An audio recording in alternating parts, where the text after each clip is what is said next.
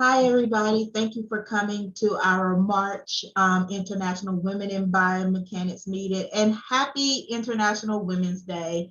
For this special day, we thought it would be awesome to hear from our members, hear about all the awesome research that you are doing, and yeah, just celebrating your fierceness. And that is why this meeting was scheduled for today, especially.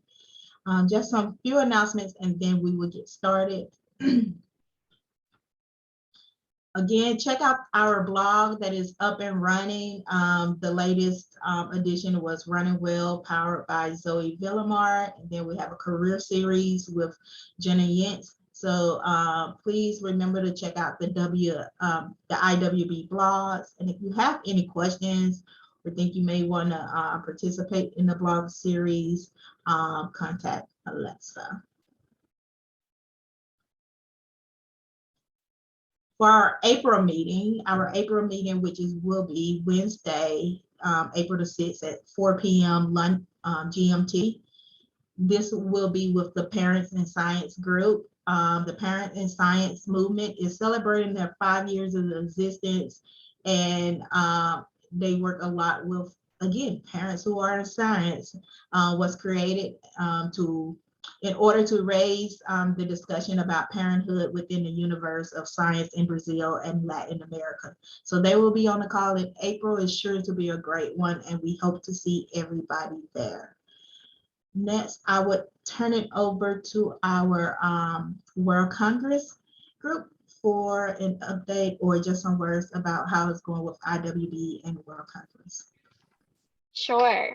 So we are still working on planning the event, and we have kind of a good panelists and workshop idea that we are working on, and we're hoping to get some input from the community about potential panelists come April. So we'll have a poll that we can share with all of you then.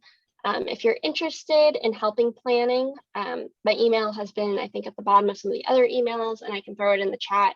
Just let me know. We're happy to have anybody kind of help us out with this event. Yeah. Okay, thank you, Ashley. And next we'll get started with our Bring Your Own Research. This is a great time that we thought that, yeah, we'll just hear from our members, hear what research is going on. I think it's always great to hear what's going on in the world of biomechanics, because I'm honestly always surprised. I feel like every time I think I know what people are doing in biomechanics, somebody comes with something interesting. So our first one up today is Abby. Sorry, did you say me? Yes, did that change? Oh, okay. Yeah, no problem. Let me just, I thought I was last, so I'll just get started. Oh, I see what happened. I'm sorry, Abby. Yeah. I opened up a new Google Drive and it changed the order of y'all names. Okay.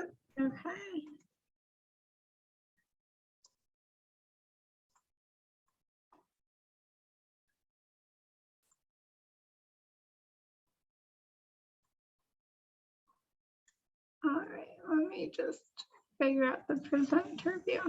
Okay, can everyone see my screen? Cool. Okay. So my name's Abby. I'm a PhD candidate in biomedical engineering at UC Davis, and I'm really excited today to share my research with you about tibial base plate migration after total knee replacement using a personalized alignment method. So total knee replacement is a common treatment for advanced osteoarthritis, and it involves removing the joint surfaces of the knee and replacing them with implants. So we have a femoral component on the femur and a tibial base plate on the tibia. And a total knee replacement, in order to be successful, should meet two needs, which are implant survival as well as patient satisfaction.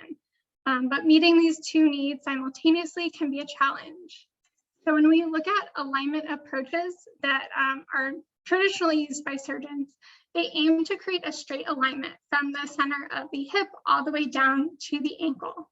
And the benefits of this method is that it does demonstrate good implant survival. However, this straight alignment isn't natural for a substantial portion of patients. So 1 in 5 patients aren't satisfied.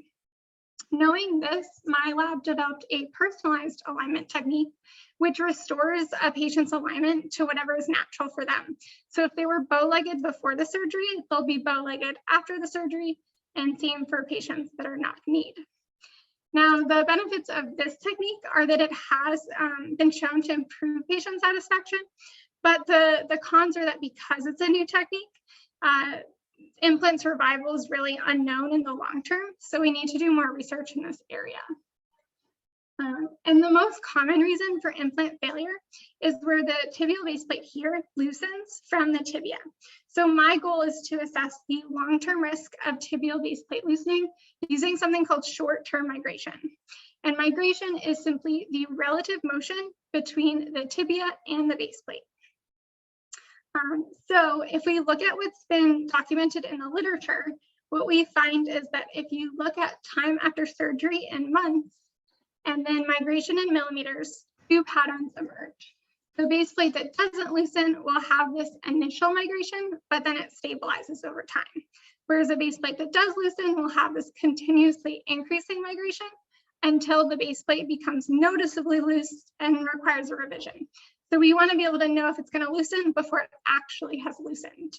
And lucky for us, a meta-analysis found that when evaluating new surgical methods or implant designs, all groups with a mean migration that was less than 0.5 millimeter at just 6 months then went on to have a 10-year risk of loosening that was less than 5%. So it's really powerful that we can use short-term migration at 6 months to predict what's going to happen 10 years down the road. So the hypothesis that I tested was whether mean migration is significantly below 0.5 millimeters 6 months after total knee replacement using this personalized alignment method. We performed this technique on 35 patients, and during the surgery, we used this inserter device to place bone markers in the tibia, and those serve as fixed reference points in the bone.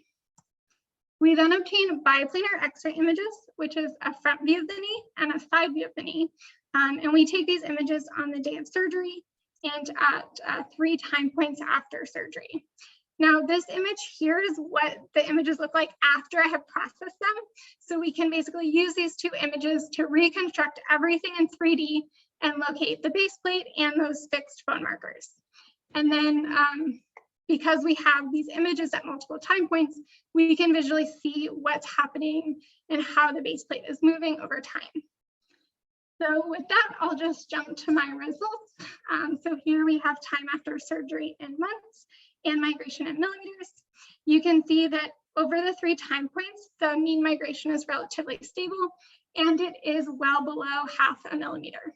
So it was statistically significant, and that led us to conclude that because mean migration is below 0.5 millimeter at 6 months, that it does present a low risk of long-term loosening. However, these results really only apply on a group level. You can't really make these inferences to sort of individual patients. So the next step for my project is to follow these patients over 2 years to be able to figure out which individual patients might be at risk for loosening. Okay, I think that's, I hope I made the 5-minute time limit.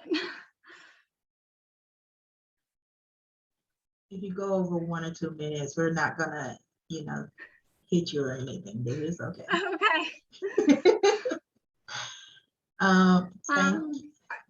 We're gonna do questions at the end, you said? Yeah, we're gonna do questions Okay. at the end. Next, we will have Antonia. Yep, sure. Hi, everyone. I'm very happy to be here on International Women's Day. And Abby, thank you for that amazing talk. I'm going to try to develop my ability and practice my ability to present without slides. So I'm just going to explain a little bit about our research. So I'm Antonia Zafariou. I see some familiar faces, but mostly not. And I've only been lucky enough to join this group once, so I'm hoping to join more often in the future. But mainly I've been going to ISB and ASB. So I've been in that community for a while. I'm an assistant professor at Stevens Institute of Technology, which is in Hoboken, New Jersey, right across the river from New York City. And I've been here for about 3 years. Our lab name is pretty hefty, Musculoskeletal Control and Dynamics Lab. And we have 2 main research themes. One is to better understand how people perform whole body rotations. And the other is a newer aspect of research where we are developing sound and music-based biofeedback to change movement mechanics. So for the first topic about turns, it's really, I've been studying turns since my PhD, which focused on how dancers and other athletes turn in various conditions. And from there, I really grew to be completely fascinated by turning from a mechanics standpoint, because sometimes the ability to turn mechanically conflicts with the ability to maintain balance. And on one end of the movement spectrum, athletes and dancers are really expert turners. And then there are many clinical populations and balance impaired populations that struggle to turn while walking. So right now we have a big project studying how older adults balance and turn while walking. So far, one component of it is looking at young adults and then comparing it to older adults. So we're just about ready to start looking at how older adults turn inside the lab and outside of the lab. As for the sound and music-based biofeedback, we're trying to leverage a practice called sonification, which in our case, we are using sonified biofeedback, where we measure different biomechanical measurements and map them to specific sound parameters. And we're currently kind of workshopping different prototypes that range from using more stereotypical musical instruments like string instruments or brass instruments, and comparing that to more electronic sounds of like drums. And so we're also kind of refining and finding the balance between leveraging the power of music without complicating the signal that we give to people. So that's where we are.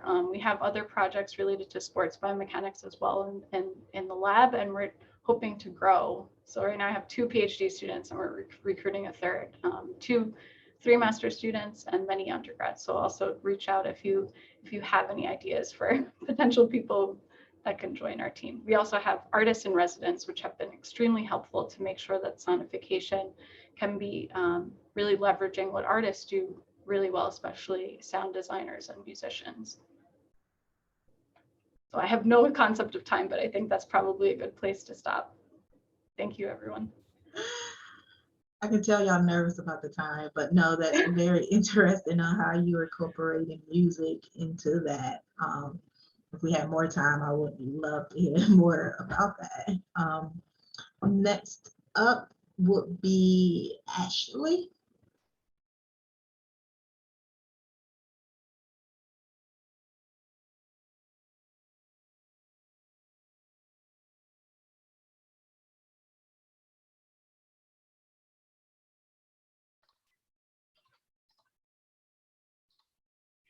Okay.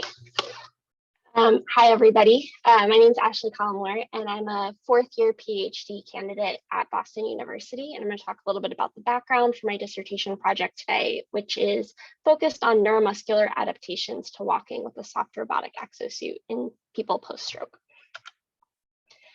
So after having a stroke, most individuals have impaired walking ability. And as you can see in the video here, they're walking slower, they have asymmetrical step lengths, and they have reduced ability to push off.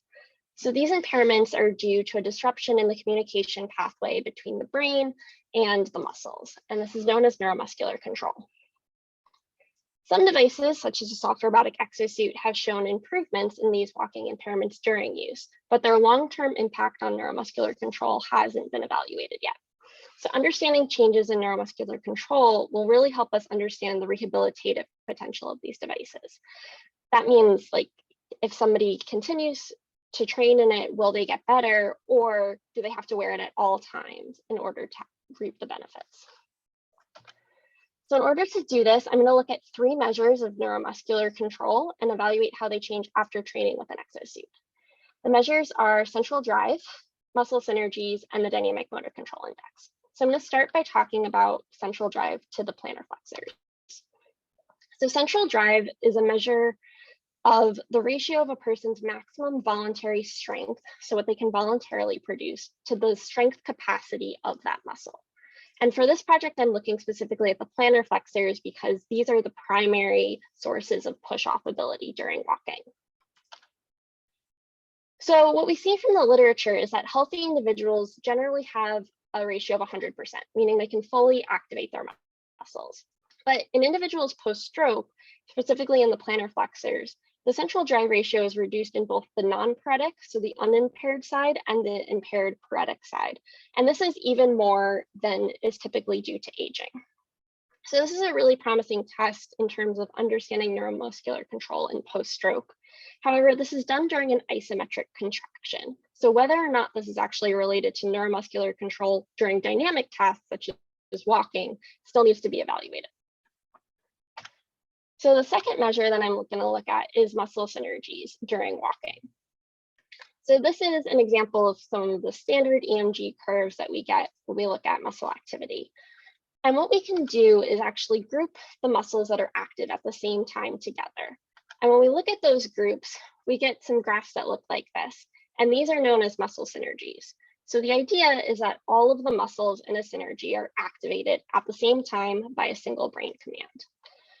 Furthermore, these groups tend to align with the subtasks of walking in the gait cycle. So previous research has shown that healthy individuals have between 3 and 4 muscle synergies. But on average, individuals post-stroke have a reduced number on the paretic or impaired side. This is meaning they're activating more muscles at the same time. And so you can see an example of this on the right-hand side here. What we also see, though, is that some individuals don't actually have a reduction in the number of synergies, even though they have visible walking impairments. So as a result, it's been questioned whether or not the number, specifically the number of muscle synergies, is sensitive enough to understand truly the neuromuscular impairments that are happening. So the third measure is the dynamic motor control index, which tends to be a little bit more of the sensitive metric. So what this uses is it assumes everybody has one muscle synergy, and this is a summary metric of how coactive muscles are during walking. So it takes the amount of coactivity, puts it into this equation, and compares it to a control group. And what we get out is a single number, but it's a continuous metric, so it can be a little bit more sensitive. Previous work in both cerebral palsy and aging has shown that the dynamic motor control index is different across impairment or age groups. And actually, in some of the work that I did in aging, we showed that the dynamic motor control index was able to show differences among groups, but the number of synergies did not. The downside to the dynamic motor control index is it's a single number. So it doesn't actually tell us where in the gait cycle some of the impairments may be occurring. So if we were to use this measure specifically for creating individualized treatment, it would be kind of challenging to do so. So kind of the big takeaway of all of this is that each of the 3 metrics are telling us different things about neuromuscular control in an individual post-stroke. We have central drive, which is telling us about voluntary activation and muscle weakness. Muscle synergies is telling us about muscle coordination and where in the gait cycle impairments are occurring. And then we have the dynamic motor control index as a sensitive summary metric. So my goal is to use all 3 to get a really robust understanding of neuromuscular control after stroke and after use of the exosuit. So to summarize all of this, we know neuromuscular control is impaired after stroke, and this leads to impairments in push-off ability and reduced walking speeds. When we give somebody an exosuit, we see improvements in their push-off and in their speed. And my questions that I'm trying to answer are, what is the effect of the exosuit on these 3 measures of neuromuscular control? And then how do those measures of those changes with neuromuscular control relate to the changes in biomechanics we see, specifically after long-term training? So the results of this study are going to guide clinical use of soft robotic exosuits and provide valuable information of which outcome measures may be able to track neuromuscular control improvements over time in individuals post-stroke. Thank you.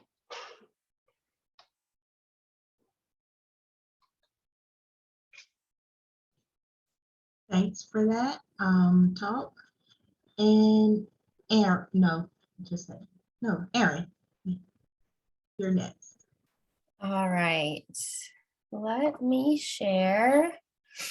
Apologize, I'm sick for like the 4th time this year because I've got a 4-year-old who hasn't had germs for the last 2 years. So now we have all the germs. So I'm more nasally than usual, which is hard to do. Okay, thank you so much for having me. It's a pleasure to be here. I only recently kind of joined this particular group of folks. I've been in ASB for several years as well, but I'm really excited to have the opportunity to get to know some of this group better. And what a good day to do this, right? That's awesome. So my name is Erin. I am an assistant professor at Boise State University in mechanical and biomedical engineering. I did my PhD in cadaveric spine biomechanics and then studied orthopedic biomechanics for my postdoc in Denver and began my career in the orthopedic surgery department at the University of Arkansas Medical School.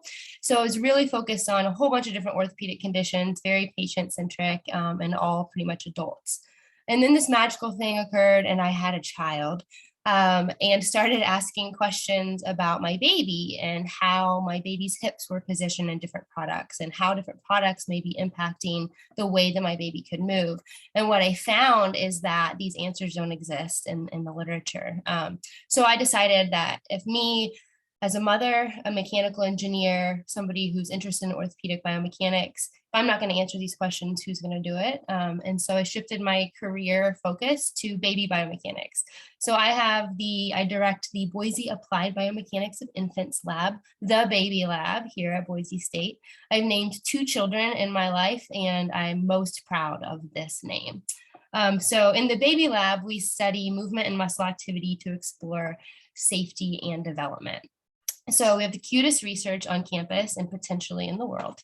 And our preliminary studies were really just looking at how babies are moving and using their muscles in common commercial products, but also kind of focused specifically on the hip, looking at hip development and how various commercial products and devices that are used to treat hip dysplasia impact babies' muscle activity and hip position.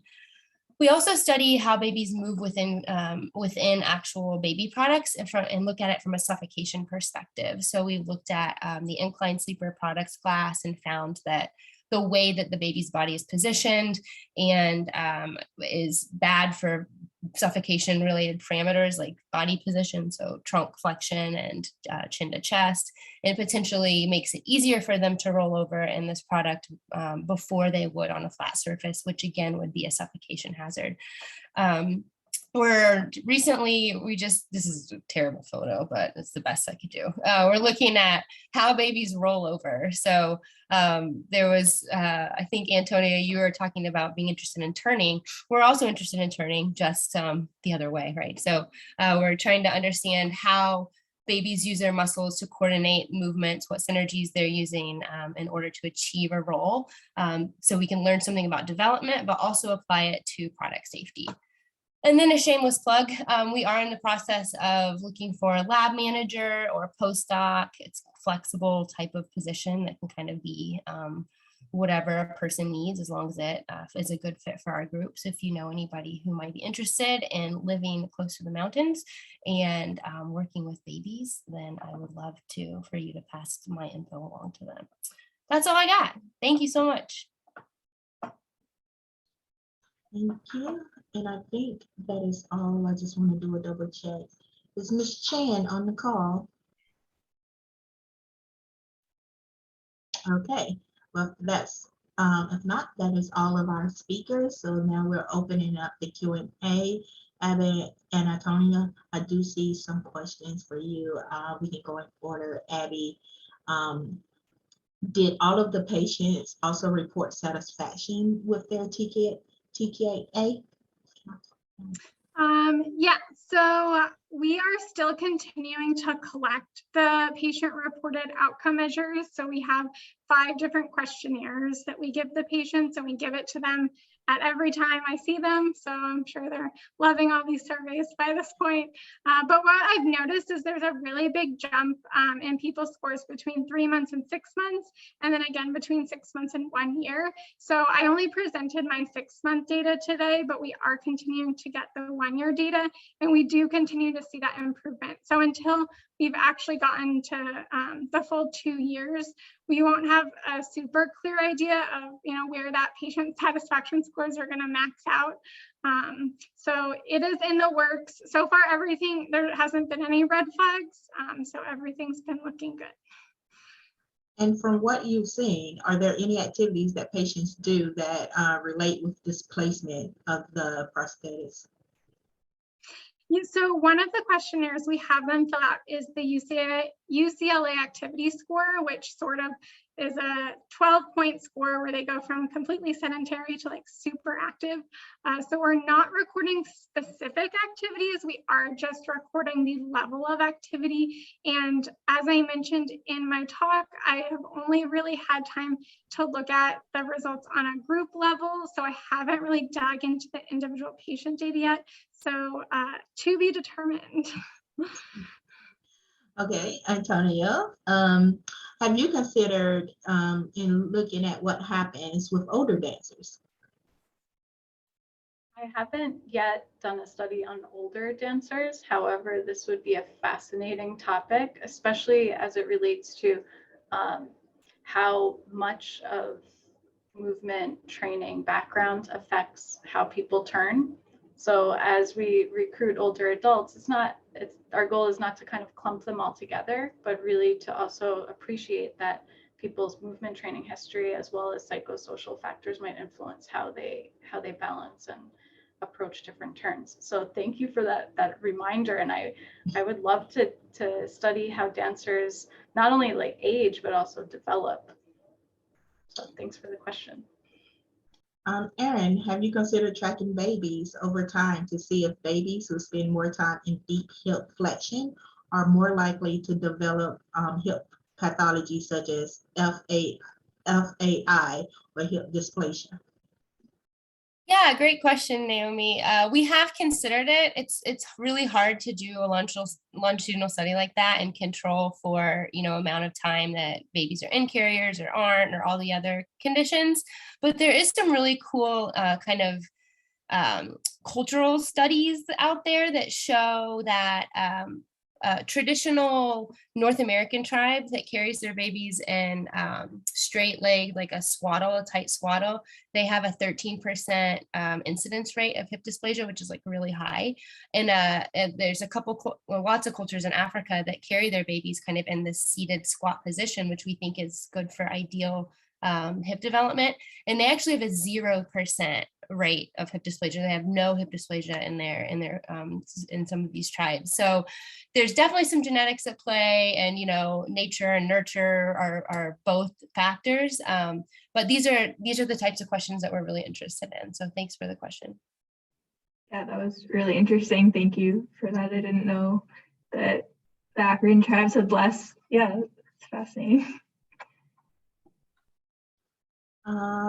Also, Erin, do your results for turnover risk match what recalls and other consumer reports have mentioned? Yeah, that's a good question. So Becky, our research actually contributed to the recall of those products, of the incline sleeper product class. So yes, they match because it was based on our research. But what we found, we studied the biomechanics and thought about it in the context of product safety. And what our research matched was the incidents that folks had seen their babies roll over in these products before they had ever rolled over, on the ground. So the babies were able to roll in some incidents in these products and create this like terrible suffocation hazard. And our research kind of supported the idea that the design of the product could have contributed to them being able to roll earlier than they would on a flat surface. And also, is it challenging to recruit babies for the research? People are great. We recruit a lot from the university community, so people are really eager to learn. And The babies don't always love it, but people have been really very willing to help out with research. Those are the questions in chat, y'all, but please feel free now if you have any from the floor, any thought of during the session, please ask. I have a question for Antonia about sound and music. I was wondering if there's been any research done on like kids and babies and how sound and music impacts their movement or quality of movement or anything like that. Yeah, we're doing a review article. It's taking quite some time, but I found an older article where there was a study of using sound biofeedback to encourage heel strike in children with cerebral palsy. And I think we're doing this review for locomotor tasks and the use of sound biofeedback. That one came up, and I think there was maybe one or two other, but it was not in the like baby category. It was definitely in the like children already walking stage. So, but we could connect about that too. That would be Yeah, to find that's out a more good about. idea. That's cool. Very cool. Thank you. Yeah.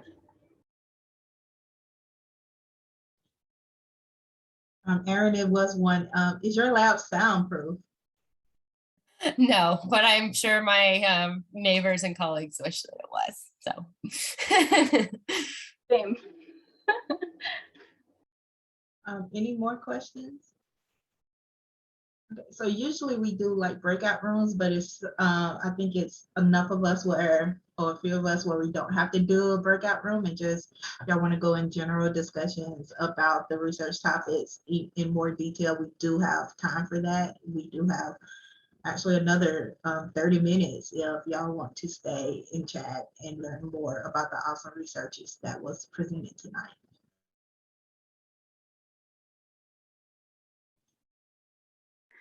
Just wanted to say great job to everybody. Thank you so much. Love learning these new applications, although some of them I may have known something about already because I was just going to say the babies also don't necessarily like to not mess up the equipment, like throw up and pee and poop on that. So that also adds a different layer of challenge. So, and that I've got to experience from the equipment side of that. So that's always interesting. Antonia, I had a question too.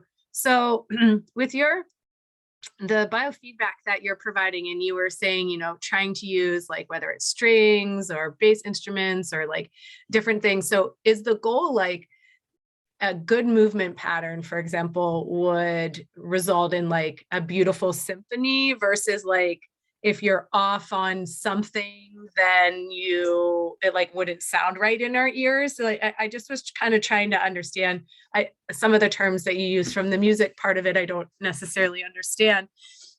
And I just didn't know if like, cause I thought that could be really interesting, you know, if you could somehow, I mean, I didn't even know how it would work, but equate, you know, certain, like if somebody's off key, you know, a lot of times you can hear that. And does that then equate to a bad movement pattern?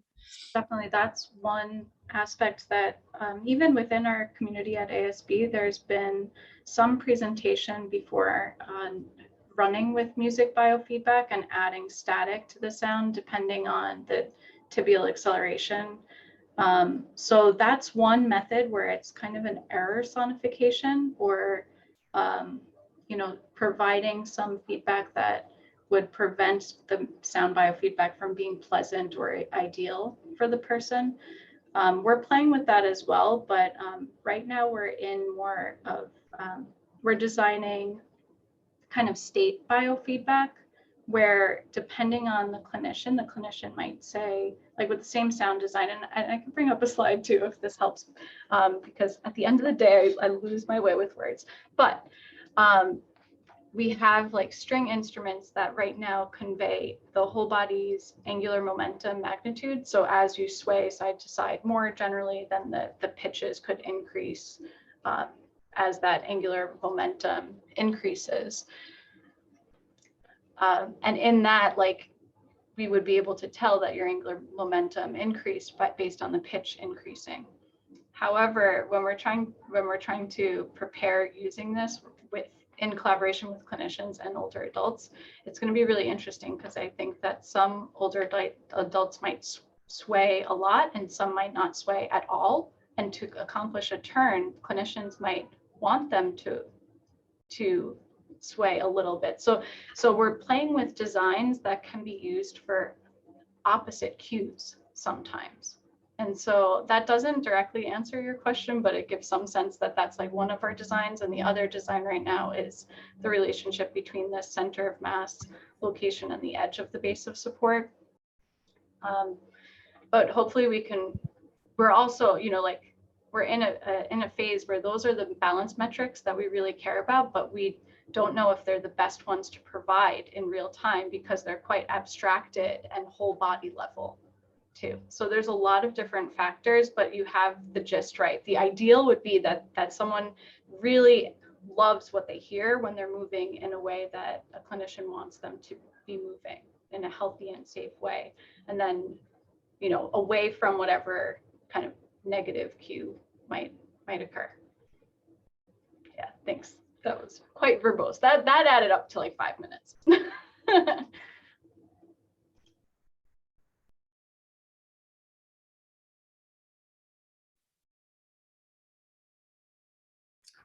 Hello, Antonia, just I- want to, sorry.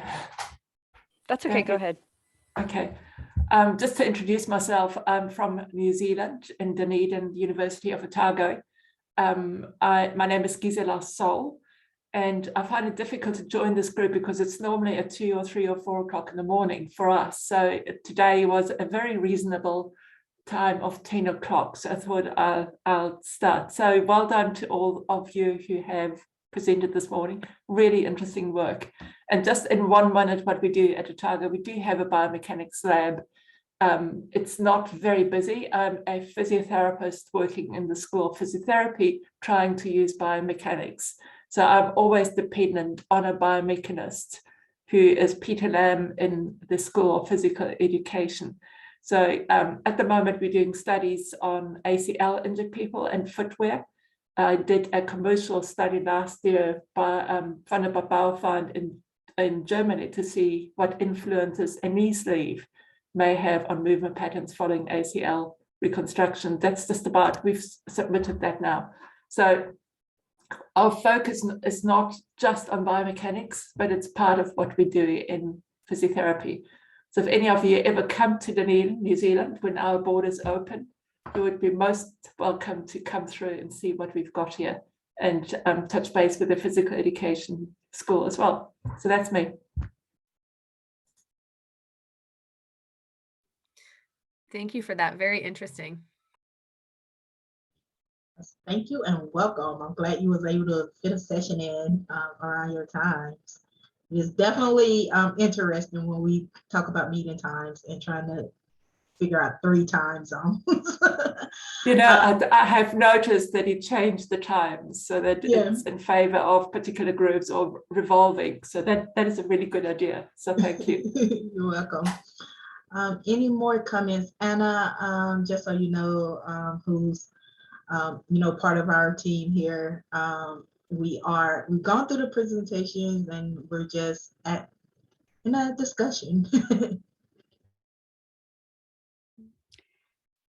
So Antonia, I had a question about how you're talking about using changes in pitch, either to hopefully encourage people to move more positively, or if they're doing something great to keep it up.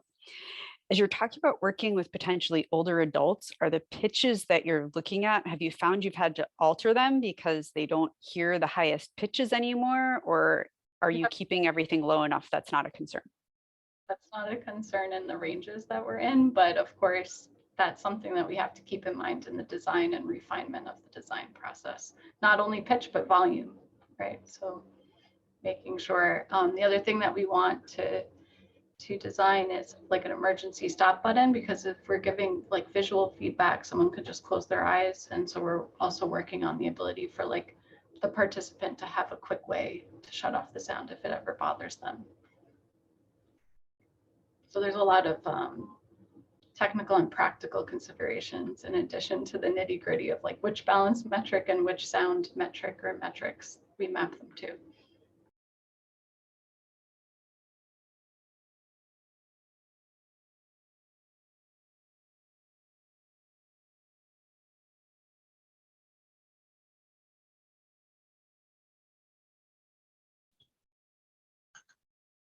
Alright. Any other discussion, thoughts, or ideas for our speakers? Everybody's so quiet, so I'm going to say that is all.